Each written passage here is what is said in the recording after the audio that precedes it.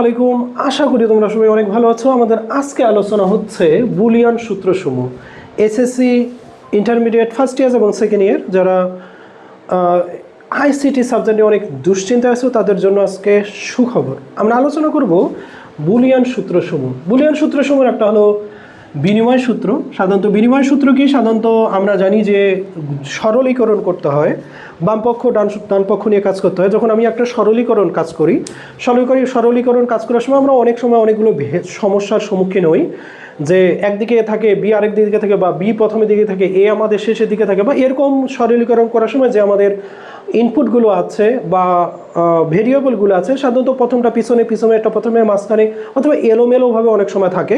এবং তুমি অনেক দুশ্চিন্তায় পড়ো যে কোনটাকে নিয়ে কোনটাকে আমি কাজ করব, এবং কোনটাকে কমন নিব এবং কোনটাকে কমন নিব না, এবং কার মান আগে ধরবো কার মান আগে ধরবো না। এই ক্ষেত্রে তোমার সবচেয়ে প্রয়োজনীয় কাজ হবে যে সাজাতে হতে পারে, অর্থাৎ পিছনেরটা সামনে নিয়ে আসে সামনের ভেরিয়েবলের সাথে তুমি সেটাকে কী করতে পারো, অ্যাকিউমুলেট করতে পারো, অর্থাৎ মিলাইতে পারো।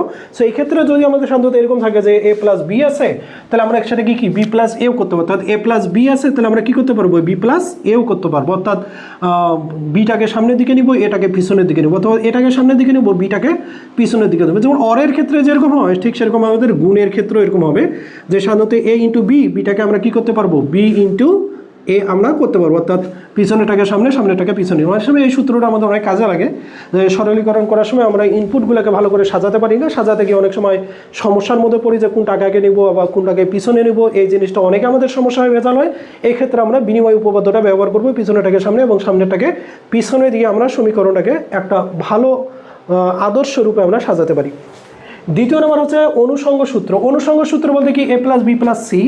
সাধারণত আমরা বি প্লাস সিটাকে আগে অর্গেট করে দিলাম, তারপরে এ প্লাস বিটাকে অর্গেট করলাম। আচ্ছা, এটার আমাদের ব্যবহার কি?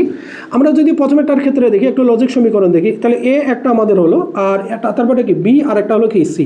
তাহলে বি সিটাকে আমাদের প্রথমে কি করা হয়েছে, একটা অর্গেট করা হয়েছে, এবং এইটার সাথে আবার কি হয়েছে, প্রথমের যেটা অর্থাৎ আমাদের এ এর সাথে আবার কি করা হয়েছে, এ এর সাথে এটাকে আমাদের আবার একটা কি করা হয়েছে, আবার একটা অর্গেট করেছে। তো এখানে পার্থক্য হলো যে আমরা বি প্লাস সিটাকে অর্গেট করছি এবং এর সাথে আবার অর্গেট করছি। কিন্তু আমাদের যদি এটা পরেরটাতে দেখি, পরেরটাতে কি হয়েছে, আগে আমাদের এ এবং বি এবং সি, এ বিটাকে আমরা আগে কি করে দিছি, একটা অর্গেট করে দিছি, তারপরে সি এর সাথে আমরা এটাকে কি করছি, আবার একটা অর্গেট করছি। অর্থাৎ এইটার ক্ষেত্রে তোমার কোনো সমস্যা হবে না। আমাদের এদিকেরও আউটপুটটা যা, আমাদের এদিকে, অর্থাৎ দুই দিকে সমান আমাদের কাজ করে, যার কারণে A plus B plus C equal to A plus B plus C. সাধারণত প্রথমে এ প্লাস বি প্লাস সিটাকে আমরা অর করে নিছি, একটা ব্লক গেট তৈরি করে নিয়েছি, পরে এটার এ প্লাস বিটাকে একটা ব্লক গেট করে নিয়ে সিটার সাথে আমরা আরেকটা